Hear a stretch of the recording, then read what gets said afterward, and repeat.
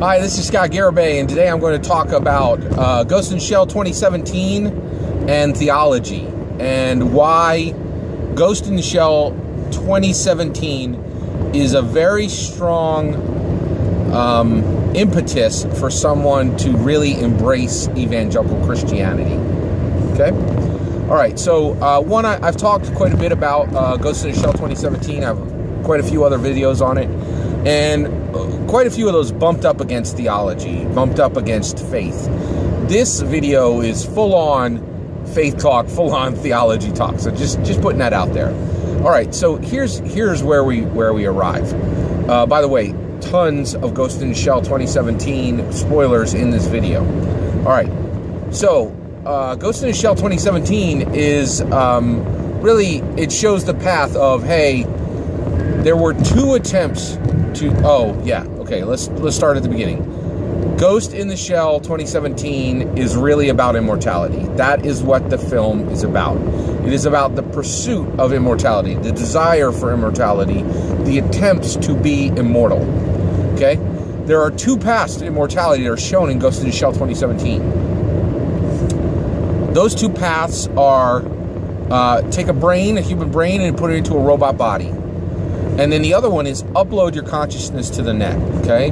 Now, as far as immortality, achieving immortality, okay, putting your brain into a robot is a bad idea. It does not work. All you need to do, and they showed this in the film, and I really think that, this entire film was a thought exercise. We are heading there as a society where we are able to mix technology and humanity directly. Okay, so where we're going is, so basically, if you're gonna just put a brain into a robot, the movie showed that clearly, that Major Mira Killian was not even remotely immortal. She had to, a fall off of a skyscraper would kill her. She had to use a rope when she, dropped 6 stories into a glass window. That didn't kill her. But if she had dropped the other 15 stories to the ground, that, her robot body would have cracked like an eggshell, and her physical brain would have been destroyed, right? In addition to that, you can use all kinds of preservatives to continue to preserve that brain, but you can't get immortality out of it. So a robot body is great. It can absolutely give you 200, 300, 400 years of life. But thinking you're going to get more than that is really unlikely, okay? So a human brain in a robot body is not a path to immortality. It is a path to extended life, okay? Uploading your brain. Now, this is the geek rapture. This is talked about nonstop on the internet by multiple groups. And I definitely understand why they would talk about this, because it's a beautiful concept. Like, I'm going to get rid of this shell of a body. I'm going to put my brain into the internet. I'll be able to experience everything I want there. Essentially, life will be like a video game. I can go, jump from world to world, all this stuff, right? Well, the issue is, okay, if you're interested in that, right, then you believe in science and you believe in technology. We have to look at the data that we've already seen, right? So there are thousands of human beings who, in physical form, in their human bodies, have lived 100 years. There's not one single piece of digital data that has lasted 100 years. Deletion is always imminent. Deletion is always imminent. And the reason why is those servers, the physical servers, jump from owner to owner, right? And those owners are going to be incented to delete certain data. There is always reason to delete data, and rarely a reason to preserve data intact, carefully, without a profit motive, right? And if you don't have a physical body, you're not really going to be able to affect this world, right? So you're not going to be able to generate profit. And so, to me, the idea that we're going to be able to live in these digital in digital form is ludicrous, right? So I'm an information technology professional. I deal with data every day. The life of data is incredibly tenuous. We are constantly striving to preserve data and We are deleting data in the information technology, area constantly to bring in new data, right? So the old is always trashed to get access and get manipulation and to get functionality out of the new.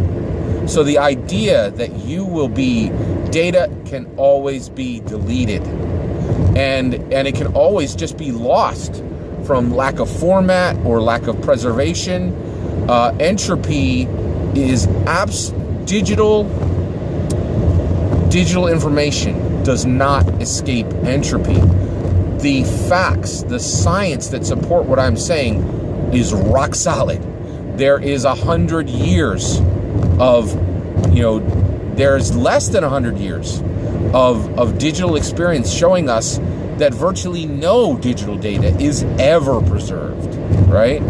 So that's just it. So if you pursued watching Ghost in the Shell and you weren't just, glommed onto some other group and you watched it and you were disappointed by it, that's because Ghost in the Shell has a strongly evangelical Christian message. And what the message of Ghost in the Shell is that if you try to play God, you will be the devil. An attempt to mix humanity and technology directly makes you an inhuman monster, okay? And the way this was actually literally shown in the film was that, in the film it was shown that there were 97 deaths that were connected to the attempt to make Major Mira Killian. The cost of Major Mira Killian's life as a digital being cost 97 humans' lives, right? That was, what it was showing. So now, you've watched this movie. This movie is in my opinion, it's a very savvy look at what it would take to create a digital being, right? And so it's a harbinger of what's coming, and it points the way for us, right? So if you watched it and you were upset, you should really read the Holy Bible.